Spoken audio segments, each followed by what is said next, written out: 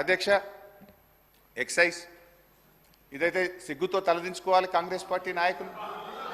అధ్యక్ష గత బడ్జెట్లో మంచిగా వినండి నేను చెప్పింది విన్నాక తలదించుకోవడం తప్ప తలెత్తే పరిస్థితి ఉండదు మీకు. అధ్యక్ష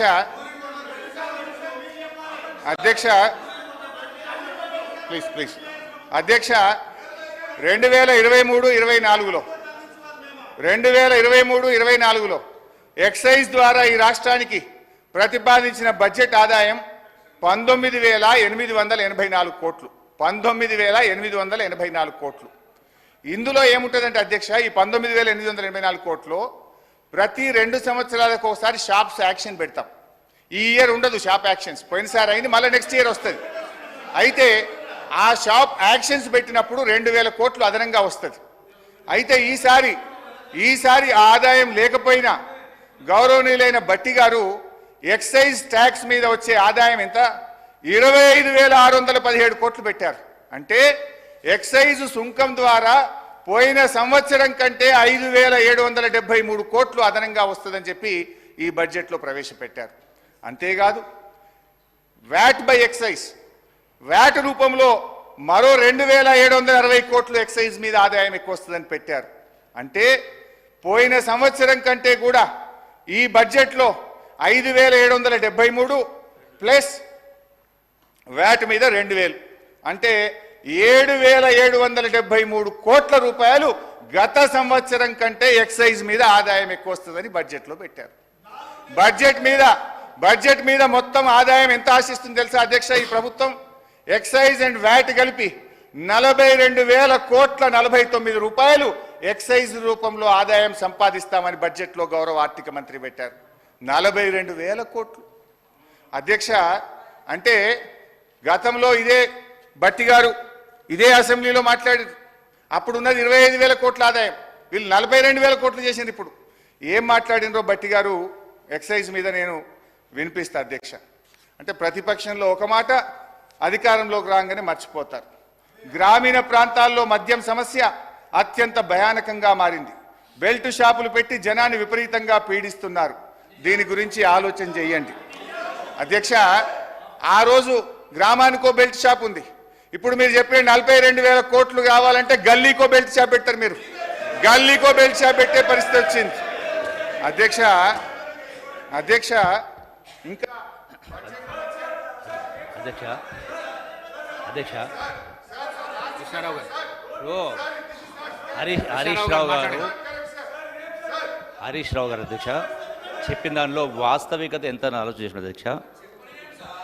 గతంలో 2023లో 19,000 ఆదాయాన్ని మాట్లాడినారు.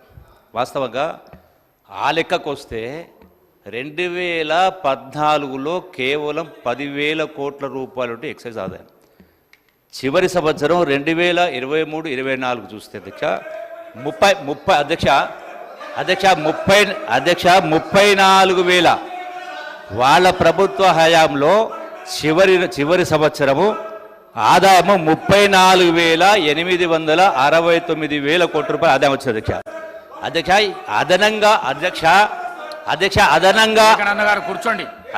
అదనంగా చూయించిన ఆదాయం అయితే ఉంది అధ్యక్ష. ఇది రేట్లు పెంచు కాదు అధ్యక్ష. పిల్ఫరేజెస్ టెక్నాలజీ యూజ్ చేసి అక్రమంగా కావచ్చు, అక్రమంగా ఇక్కడి నుంచి ఇతర రాష్ట్రాలకు వచ్చి ఇక్కడ రావడం కాదు, వచ్చేటువంటి దానిలో టెక్నాలజీని యూజ్ చేసి పిల్ఫరేజ్ తగ్గించి రాష్ట్ర ఆదాయం పెంచు అధ్యక్ష. రేట్లు పెంచు, బెల్ట్ షాపులు పెంచు కాదు అధ్యక్ష. ఈ వాస్తవాన్ని గ్రహించాలని కోరుతా ఉన్నా అధ్యక్ష. సార్ గౌరవ స్పీకర్ గారు ఒక్క సబ్మిషన్ సార్. హరీష్ రావు గారు మీరేమన్నారు? సబ్జెక్ట్ వచ్చినప్పుడు ఆ కన్సల్ట్ మినిస్టర్ మాట్లాడడానికి అవకాశం ఉన్నదండి. మీరు మీ లెక్కల ప్రకారము వారిచ్చే సమాధానాన్ని మీరు కూడా వినాలి. వివేకానంద గారు మీరు సభా సమయాన్ని వృధా చేయొద్దు ప్లీజ్. అంత జోష్కు రాకండి మీరు ప్లీజ్. హరీష్ రావు గారు sir speaker sir LA minister గారు ఉన్నారు, అనుభవజ్ఞులైన ఉప ముఖ్యమంత్రి గారు ఉన్నారు. సార్, ఇది బడ్జెట్ మీద చర్చ. అబ్జెక్షన్ ఉంటే ఎల్ఏ మినిస్టర్ కానీ డిప్యూటీ సీఎం ఫైనాన్స్ కానీ లేవాలి అధ్యక్ష. రేపు పద్దుల మీద చర్చ ఉంది. పద్దుల మీద రేపు చర్చ ఉన్నప్పుడు కన్సర్న్ మినిస్టర్స్ని చెప్పమనండి, అభ్యంతరం లేదు. ఇప్పుడు నేను ఒక్క శాఖకు ఒక మంత్రి లేస్తే నేను ఇప్పుడు 32 శాఖలు మాట్లాడాలి. అందరు లేస్తారా మంత్రులు? They have to answer. రేపటి నుంచి పద్దులు ఉన్నాయి, దాని మీద మాట్లాడమనండి ఒకటి. ఇప్పుడు ఏదన్నా చెప్పాల్సి ఉంటే డిప్యూటీ సీఎం చెప్పాలి, నేను డీవియేట్ అయితే ఎల్ఏ మినిస్టర్ గారు మాట్లాడాలి, లేదా సభానాయకుడికి అవకాశం ఉంటుంది. దయచేసి మినిస్టర్స్ నుంచి ఇంటరప్షన్ లేకుండా చూడండి. అయితే గౌరవనీయులు మన జూపల్లి కృష్ణారావు గారు ఎక్సైజ్ మంత్రి గారు వాస్తవాలు ఒప్పుకున్నందుకు వారికి ధన్యవాదాలు. 7,000 కోట్లు పెంచుతున్నాం. ఈసారి ఎక్సైజ్ మీద 42,000 కోట్ల ఆదాయాన్ని మేము గల్లీకో బెల్ట్ షాపు పెట్టి ప్రజల రక్త మాంసాలు పీల్చి పిప్పి చేసి వసూలు చేస్తామని ఆయన హరీష్ రావు గారు, డిప్యూటీ సీఎం గారు, డిప్యూటీ సీఎం అధ్యక్ష ఆగండి. డిప్యూటీ సీఎం గారు, అధ్యక్ష హరీష్ రావు గారు ఇంతకుముందు లెజిస్లేటివ్ అఫైర్స్ మంత్రిగా కూడా చేశారు, ఫైనాన్స్ మినిస్టర్గా కూడా చేశారు. ఉండమ్మా.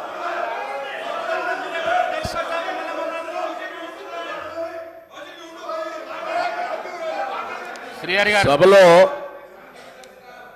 ఇవాళ 10 సంవత్సరాలు వాళ్ళ ఆర్థిక విధ్వంసం చేసి రాష్ట్రాన్ని అప్పులపాలు చేసి అసలు ఈ రాష్ట్రంలో పనిచేస్తున్నటువంటి ఉద్యోగస్తులకి జీతాలు కూడా ఇవ్వలేనటువంటి కటకటలాడే పరిస్థితులు ఈ రాష్ట్రాన్ని నెట్టేస్తే ఇప్పుడే కొద్దిగా ఘాట్లో పెట్టి నెల మొదటి తారీఖున వాళ్ళ జీతాలు ఇస్తూ ఇటు వ్యవసాయాన్ని, సంక్షేమాన్ని, పరిశ్రమల్ని, హైదరాబాద్ నగరాన్ని, మహిళల్ని, యువతని అందరినీ దృష్టిలో పెట్టుకొని ఒక ఆలోచనాభరితమైనటువంటి బడ్జెట్ను ప్రవేశపెడితే రాష్ట్ర వ్యాప్తంగా ప్రజలందరూ హర్షిస్తూ ఉన్నారు. కానీ హరీష్ రావు గారు ఒక్కడికి మాత్రం చాలా కంటగింపుగా ఉంది అధ్యక్ష. ఏంది రాష్ట్రాన్ని బాగు చేయటం కోసం ఇట్లా బడ్జెట్ పెడతా ఉన్నారు, మాలాగా ఆదాయాన్ని అంతా రకరకాల మార్గాల్లో ఖాళీ చేస్తే అయిపోయేది కదా, ఇదేంది అని వారు మాట్లాడుతూ మేము వాస్తవాలే మాట్లాడతాం, మాదంతా విన్న తర్వాత మీరు చెప్పండి అన్నారు. నేను సైలెంట్ కూర్చొని రాసుకుంటున్నాను. ఏం చెప్పారు? లేచి ఎక్సైజ్ మంత్రి గారట లేచారట, వారు 7,000 కోట్ల ఆదాయాన్ని పెంచడానికి గల్లీ గల్లీ బెల్ట్ షాప్ పెడతాం, మేము పెంచుతామని వారు చెప్పారట. ఇప్పుడే కదా అందరు విన్నారు కదా అధ్యక్ష, ఆ మాట ఏమన్నా అన్నారా వారు? ఇంతకంటే అన్యాయంగా ఉన్నది లేనట్టు లేనిది ఉన్నట్టు ఈ రాష్ట్ర ప్రజలకి భ్రమలు కల్పించి 10 ఏళ్ళు రాష్ట్రాన్ని సర్వనాశనం చేశారు. ఇప్పుడు మళ్ళీ మొదలుపెట్టారు. 5 నిమిషాల్లోనే భ్రమలు కల్పించడానికి ప్రయత్నం చేస్తున్నారు. ఇది ఎక్కడ అన్యాయం అధ్యక్ష? మీరు వాస్తవాలు జాగ్రత్తగా రాష్ట్ర ప్రయోజనాల కోసం క్రిటికల్ ఎనాలిటికల్గా మేము పెట్టిన బడ్జెట్ మీద ఇగో దీనికి పెట్టారు, ఈ శాఖకి ఇది సరిపోలేదు, ఈ శాఖకి తగ్గించారు, ఈ శాఖ పెంచారు, దీనివల్ల యువతకు నష్టం అవుతుంది, దీనివల్ల 72,000 కోట్లు పెట్టడం వల్ల వ్యవసాయానికి నష్టం జరుగుతుంది, అంత పెట్టకుండా ఉండాల్సి ఉండే, మాలాగా ఏదో 15,000-20,000 కోట్లు పెడితే బాగుండేది, లేకపోతే హైదరాబాద్ నగరానికి 10,000 కోట్లు పెట్టారు, ఎందుకు పెట్టారు అనవసరం, దీన్ని గాలికి వదిలేస్తే మాలాగా కొద్ది వర్షం రాగానే మొత్తం మురుగునీళ్ళంతా రోడ్డు మీదకి వచ్చి ఇబ్బంది పడేవాళ్ళు, అట్లా చేయాలి. కానీ ఇదంతా ఏందని చెప్తే కొద్దిగా బాగుంది. ఇవన్నీ వదిలేసి ఏదేదో మాట్లాడుతున్నాను. నేను ఇప్పటికి కూడా చెప్తా ఉన్నాను, మీరు చెప్పేదాన్ని ప్రతిదాన్ని వింటా ఉన్నాం. అసలు మేము ఏమనుకున్నాము, ఇంత బాగా బడ్జెట్ పెట్టాము, సరే ఈ బడ్జెట్ మీద నిన్న వారు బడ్జెట్ వినడానికి వచ్చారు కదా, ఎల్ఓపి గారు వచ్చారు కదా, వాళ్ళు వచ్చి ఏమైనా మాట్లాడతారేమో, ఏమైనా ఉంటే విని సమాధానం చెప్దాం అనుకున్నాం. వారు రాలేదు. రాకపోగా వీరు మాత్రం వారు రాలేదు, బాధ్యత లేదని దీని ద్వారానే స్పష్టంగా అర్థమవుతుంది. వాళ్ళు ఏదో మాట్లాడరు కాబట్టి గుడ్డగాల్చి మీదేసిపోదామనంటే ఎట్లండి? ఇది కరెక్ట్ కాదు హరీష్ రావు గారు. మీరు పద్ధతిగా మాట్లాడినా మేము డెఫినెట్గా సమాధానం చెప్పడానికి సిద్ధంగా ఉన్నాడు. సో ఫైనల్గా బట్టి గారు కూడా డిస్ప్యూట్ చేయలే. ఒక విషయంలో మాత్రం ఎక్సైజ్ మంత్రి గారైనా ఉప ముఖ్యమంత్రి గారైనా 7,200 కోట్లు ఈ గత సంవత్సరం కంటే ఈ సంవత్సరం 7,200 కోట్ల రూపాయలు. సార్ మేము మళ్ళీ చెప్తా ఉన్నాను సార్, ఇట్లా సభను తప్పుదోవ పట్టించడానికి కానీ ఈ రాష్ట్ర ప్రజల్ని తప్పుదోవ పట్టించడానికి కానీ ప్రయత్నం చేస్తే ఇది సరైన పద్ధతి కాదు అధ్యక్ష. నేను మళ్ళొకసారి వారికి విజ్ఞప్తి చేస్తూ ఉన్నాను. నేనటో ఒప్పుకున్నాను అటు వారు చెప్పిన దానికి. ఏ ఒప్పుకున్నాను అధ్యక్ష? మీ ముందే కదా మాట్లాడింది. అంటే ఇంతకంటే పచ్చిగా నేను అనకూడదు మరి అబద్ధం అని, ఇంతకంటే సత్యదూరమైనటువంటి మాటలు ఎంత భయంకరంగా ఇట్లే భ్రమలు కల్పిస్తే ఎట్లా అధ్యక్ష? అది హౌస్లో నిమిషాల్లోనే, రోజులు కూడా కాదు, నిమిషంలోనే ఎంత భ్రమలు కల్పిస్తే ఎట్లా?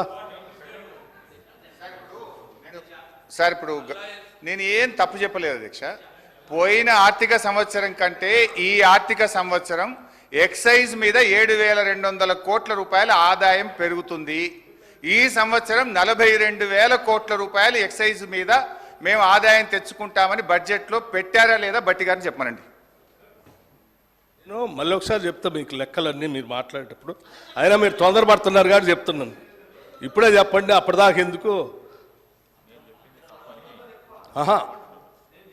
ఎక్సైజ్లో మేము ఆక్షన్ పెట్టాము గత సంవత్సరం, అందుకే మాకు ఆదాయం పెరిగింది. ఈ సంవత్సరం కదా పెట్టాల్సింది, నిజమే.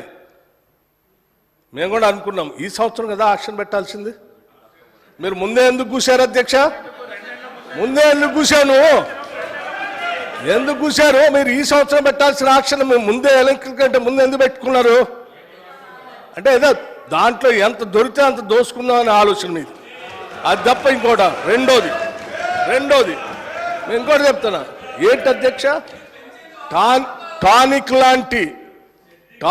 లాంటి షాప్స్, దుకాణాలు పెట్టి ఆక్షన్ ద్వారా స్పష్టంగా ప్రభుత్వానికి రావాల్సిన ఆదాయాన్ని ప్రభుత్వానికి రానియకుండా, సంబంధం లేకుండా అడ్డగోలుగా మీరు లైసెన్సులు ఇచ్చి టానిక్ లాంటివి పెట్టి ప్రభుత్వానికి రావాల్సిన ఆదాయాన్ని కొద్దిమంది కుటుంబాల చేతుల్లో బయటట్టు చేశారు. అటువంటి దాన్ని మేము పోనీయం. ఆ ఆదాయం అంతా రాష్ట్రానికి వచ్చేటట్టే చేస్తాం. అటువంటి వ్యక్తుల చేతుల్లోకి రాష్ట్ర ఖజానాన్ని పోనీయకుండా మేము జాగ్రత్త కాపాడుతాం. ఆ లెక్కలు కూడా చెప్తాను. మీరు తొందరపడుతున్నారు కాబట్టి ముందే చెప్పాను, ఇంకా ఉంది దాని గురించి అన్ని చెప్తాను.